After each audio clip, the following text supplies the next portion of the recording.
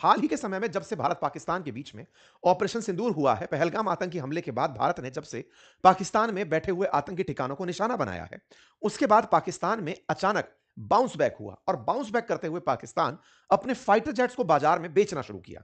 पाकिस्तान का दुनिया के बीच फाइटर जेट्स को लेकर जाना भारत पर कई तरह के प्रश्न खड़ा कर गया, क्योंकि भारत फाइटर जेट्स में दुनिया के लिए तेजस नामक फाइटर जेट बनाता है जिसका ऑलरेडी दुनिया भर के देशों में डिमांड है। उसके बावजूद तेजस की जगह खबरें पाकिस्तानी JF-17 की आती हैं। इंटरेस्ट पैदा होता है कि पाकिस्तान के पास फाइटर जेट बनाने की काबिलियत भी है। ऐसे में पाकिस्तान के फाइटर जेट्स को लेकर जो सुर्खियां हैं, वो आज एक बड़ा ध्यान आकर्षित करती हैं जब इंडोनेशिया पाकिस्तान से JF-17 परचेज करने के लिए चला आता है। इंडोनेशिया की तरफ से इंडोनेशिया के डिफेंस मिनिस्टर यहां के एयर चीफ मार्शल से मुलाकात करके JF-17 खरीदने को लेकर अपना इंटरेस्ट जाहिर कर देते हैं। साथियों, पाकिस्तान लगातार इन दिनों अपने फाइटर जेट्स बेचने निकला हुआ है। आज से लगभग 2 हफ्ते पहले ही मैंने लीबिया के साथ हुई इनकी एक डिफेंस डील के बारे में आप लोगों को बताया था, जिसमें पाकिस्तान की अब तक सबसे बड़ी डिफेंस डील जिसे कंसीडर किया गया। पाकिस्तान $4 बिलियन में लीबिया को अपना JF-17 फाइटर जेट बेच रहा है। यह खबर पाकिस्तान से जुड़ी खबर थी। रॉयटर्स ने इसे कवर किया था। इसके बाद खबर बनती है कि पाकिस्तान JF-17 फाइटर जेट को बांग्लादेश को बेच रहा है। फिर खबर बनती है कि यह $1.5 बिलियन में JF-17 को सूडान को बेच रहा है। आज एक्सक्लूसिव खबर बनती है कि पाकिस्तान JF-17 को इंडोनेशिया को बेच रहा है। इंडोनेशिया के साथ पाकिस्तान का यह डील ऐसे समय पर होना जिस समय पर इंडोनेशिया ऑलरेडी भारत के तेजस में इंटरेस्ट जाहिर कर रहा था, उस समय पर इंडोनेशिया पाकिस्तान के पास पहुंचता है और उनसे डिफेंस डील करता है। यह भारत पर एक बड़ा सवाल खड़ा करता है, कई तरह के सवाल। क्या हमारा तेजस इनकॉम्पिटेंट है? क्या तेजस को खरीदने वाले लोग अब पाकिस्तान से विमान खरीद रहे हैं? क्या भारत ने फाइटर जेट्स में लड़ाई हार ली है? क्या फाइटर जेट्स पाकिस्तान के पास उच्च श्रेणी के हैं? क्या भारत के फाइटर जेट्स को पाकिस्तान ने ऑपरेशन सिंदूर में जिस तरह से नुकसान पहुंचाने की खबर बाजार में फैलाई, क्या दुनिया उस खबर को मान गई है? आज के सेशन में इस पूरे विषय वस्तु का विस्तार से विश्लेषण करेंगे। फिलहाल के लिए आपके सामने JF-17 की एक तस्वीर है। JF-17 $25 से $30 मिलियन में मिलने वाला एक फाइटर जेट है, जिसकी अधिकतम स्पीड 1.6 मैक है। ये 13,500 किलोग्राम वजन के साथ उड़ सकता है। इसके बारे में कहा जाता है कि दुनिया के पाकिस्तान के अलावा म्यांमार, अजरबैजान और नाइजीरिया जो देश हैं, वो भी इस फाइटर जेट को रखते हैं। इस फाइटर जेट्स को एयर टू सी मिसाइल दागने के लिए, लेजर गाइडेड वेपन्स के लिए, रनवे पेनिट्रेशन बॉम्ब्स फेंकने के लिए और डबल बैरल्ड गन यूज करने के लिए यूज में लिया जाता है। JF-17 को किस तरह बनाया गया, पहले मैं इसके बारे में भी आपको जान दूं। भारत के अंदर जिस तरह से तेजस को HAL द्वारा बनाया जाता है, ऐसे ही पाकिस्तान में Pakistan aeronautical complex that is PAC China के Chengdu aircraft care corporation CAC के साथ मिलकर इसे बनाता है। चाइना पाकिस्तान ने सन मतलब 1919 के दशक में 1990 के दशक में मिलकर के ये एग्रीमेंट किया कि वो एक फाइटर जेट का निर्माण करेंगे। ऐसे में दोनों के बीच की एक दूसरे के साथ मित्रताएं बढ़ती गई। शुरुआती 2000 के दशक में इन्होंने फाइटर जेट बनाना शुरू किया। PAC जो कि कामरा में स्थित है, पाकिस्तान के पंजाब प्रोविंस में है, इस्लामाबाद से मात्र 80 किलोमीटर की दूरी पर है, वहां इन्होंने अपने काम को स्प्लिट कर लिया। आज जो ये JF-17 फाइटर जेट है, इसका 58% हिस्सा पाकिस्तान द्वारा बनाया जाता है और इसका 42% हिस्सा चाइना द्वारा निर्मित किया जाता है। पाकिस्तान और चाइना ने काम विभाजित किए हुए हैं, जैसे फ्रंट फ्यूलेज और वर्टिकल टेल जहां एक और पाकिस्तान में बनती है, मतलब पाकिस्तान में जहां फ्रंट फ्यूलेज और वर्टिकल टेल बनती है, चाइना के अंदर मिडिल और रियर फ्यूलेज इस प्लेन की बनाई जाती है। चाइना के अंदर, रशिया का इसके अंदर इंजन यूज किया जाता है और ब्रिटिशर्स मैन्युफैक्चरर्स के द्वारा, जैसे मार्टिन बेकर, उनकी सीट जिसके जिसके साथ में इजेक्ट बहुत आसानी से किया जा सकता है, वो सीट इसके अंदर लगी हुई है। रशियन इंजन है, फ्रंट फ्यूलेज खुद बना रहे हैं, टेल खुद बना रहे हैं, मिडिल हिस्सा चाइना वाले बना रहे हैं। असेंबल कुल मिलाकर ये पूरी तरह पाकिस्तान में होता है। पाकिस्तान में असेंबल हुआ ये फाइटर जेट पाकिस्तान में 2009 के अंदर सेवा देना शुरू किया। इसका ब्लॉक 3 नामक जो वेरिएंट है, जो सबसे एडवांस बताया जाता है पाकिस्तान के JF-17 का, वो 2020 के अंदर बनकर तैयार हुआ। पाकिस्तान अपने पुराने हो रहे फ्लीट को इसी JF-17 से बिल्कुल वैसे ही जैसे हमने मिग को रिप्लेस करने के लिए तेजस को अपनाया, ऐसे ये 150 कॉम्बैट जेट्स को तैयार कर रहे हैं इस JF-17 से रिप्लेस करने के लिए, और इसी JF-17 को अब ये दुनिया भर को बेच रहे हैं। बेचने की खबर लेकिन जो सबसे ज्यादा निकल कर आना शुरू हुई, वो ऑपरेशन सिंदूर के बाद हुई। इसीलिए एक बड़ा सवाल यह बनता है कि पाकिस्तान का इंटरनेशनल एक्सेप्टेंस इतना कैसे बढ़ा, या फिर फाइटर जेट्स के मामले में पाकिस्तान अल्टीमेटली दुनिया को क्या यह कहने में कामयाब रहा कि जो भारत के जो हमने फाइटर जेट गिराए थे, वो हमारे JF-17 ने गिराए थे। क्योंकि दुनिया में जिस तरह की मांग JF-17 को लेकर दिख रही है, फिर चाहे बांग्लादेश हो, लीबिया हो, सूडान हो, सऊदी हो और अब इंडोनेशिया हो, ये सब एक बड़ा प्रश्न खड़ा करते हैं कि भारत कहीं इस पूरी कहानी में अपनी कूटनीति में तो विफलता की तरफ नहीं देख रहा है? क्या दुनिया को अपनी बात बताने में हम अमेरिका के द्वारा फैलाए और चीनी प्रोपेगेंडा में फंस तो नहीं गए हैं? आइए इस बात को थोड़ा और गहराई से समझते हैं। साथियों, इंडिया का तेजस वो फाइटर जेट था जिस फाइटर जेट को इंडोनेशिया ने वर्ष 2023 में खरीदने की इच्छा जताई थी, लेकिन 2026 की शुरुआत में खबर हमें मिलती है कि वो पाकिस्तान से JF-17 खरीद रहा है। और तो और, ये राफेल भी खरीद रहा है। इंटरेस्टिंग है कि राफेल फाइटर जेट को गिराने की खबर पाकिस्तानियों ने उड़ाई थी, लेकिन इंडोनेशिया राफेल भी परचेज कर रहा है, लेकिन तेजस नहीं। कहानी को समझने का प्रयास करते हैं। सबसे पहला कारण ऑपरेशन सिंदूर से तलाशते हैं। ऑपरेशन सिंदूर, जिसमें भारत ने पहलगाम में आतंकियों को, जो आतंकी हमला हुआ, उनके लॉन्च पैड्स को, यानी जहां से पाकिस्तान से चल के वो भारत में आते हैं, उन्हें निशाना बनाने के लिए फाइटर जेट से हमले किए थे। भारत ने उन जगहों पर हमले किए थे जहां से आतंकी भारत में आते हैं, यानी कि लॉन्च पैड्स को निशाना बनाया था। लेकिन पाकिस्तान ने इसे अपनी जीत बताया। भारत के द्वारा डे टू डे दिए अपडेट्स में यह बार बार कहा गया कि हमने पाकिस्तान के कौन से ठिकानों को निशाना बनाया, लेकिन पाकिस्तान यह कहता रहा कि जिस फाइटर जेट से भारत हम पर गोले फेंक रहा था, हमने उन्हीं फाइटर जेट्स को निशाना बनाया। पाकिस्तान ने इसे अपनी सैन्य कुशलता करार दिया। पाकिस्तान ने कहा कि हमने अपने फाइटर जेट्स से, अपनी मुस्तैदी से भारत के द्वारा जो भेजे गए फाइटर जेट्स थे, उन्हें वहीं लौटा दिया और उन्हें गिरा दिया। यह सवाल मीडिया में जिस तरह से उठा, क्योंकि पाकिस्तान ने दुनिया भर में हमारे फाइटर जेट्स की बात की और अमेरिका लगातार उसको सपोर्ट करता चला गया। शुरुआती तौर में भारत के द्वारा फाइटर जेट्स के गिरने की बात को कबूल नहीं किया गया। भारत ने लगातार डिनाई किया।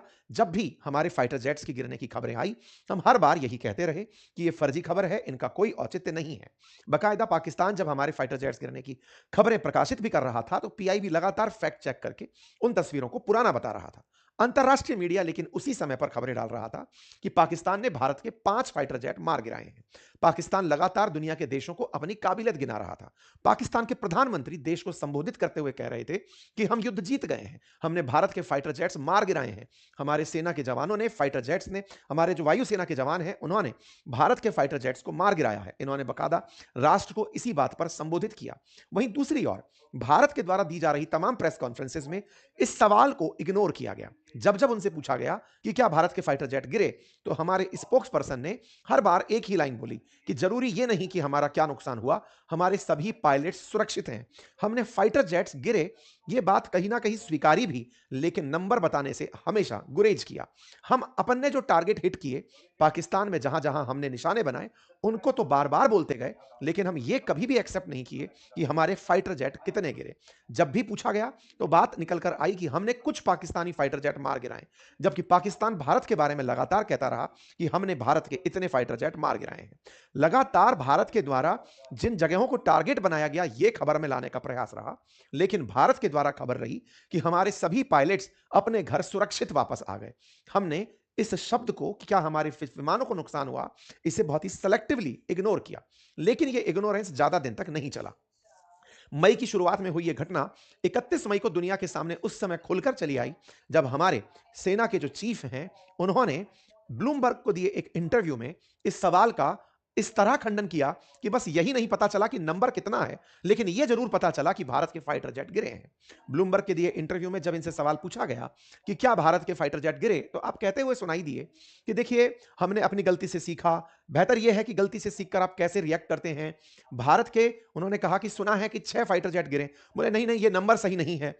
नंबर सही नहीं है, इसका मतलब एक तो सही ये भी तो होता ना कि नहीं, एक भी नहीं गिरा। आप कॉन्फिडेंटली इस बात को कह सकते थे, लेकिन भारत ने नंबर ना दिखाने की जो बाध्यता अपनाई शुरुआत से, उसे फिर वो आगे तक ओढ़ता चला गया। यह हो सकता है कि वॉर टाइम में इसके पीछे की अगर स्ट्रेटेजी का विश्लेषण आज बैठकर किया जाए, तो इसके पीछे का बड़ा कारण है।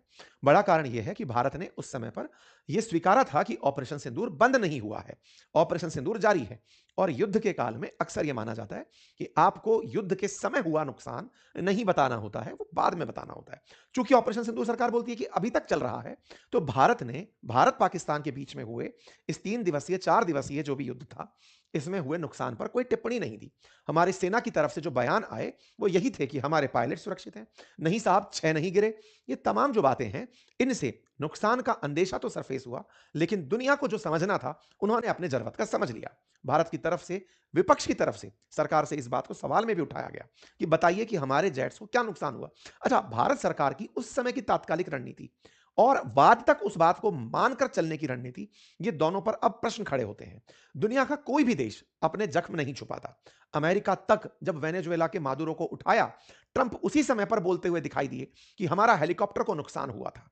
मतलब यह है कि दुनिया को अगर परेशानी हुई है, वो उसे एक्सेप्ट करते हैं।